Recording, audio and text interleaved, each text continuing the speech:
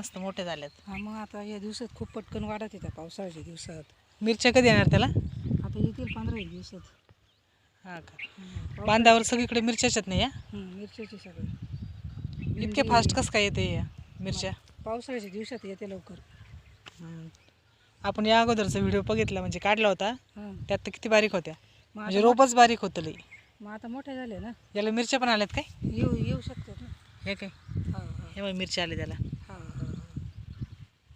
अजून एक किती छोटं झाड आहे पण किती मस्त मिरच्या आले त्याला. 15 दिवसानं खूप मिरची येते ना अजून. हा का, बाजारातून आणायचं काम नाही मग आता? नाही शिवाय बिगर फवारायच्या. या बांधावर सगळीकडे मिरच्याच आहेत नाही या? हां सगळं मिरच्याची. भेंडीचे पण झाड आहेत वाटतं तिथं. हो भेंडी आहे, मिरच्या आहे, गवारी. रोप लहान होते तेव्हा मी आले होते ना.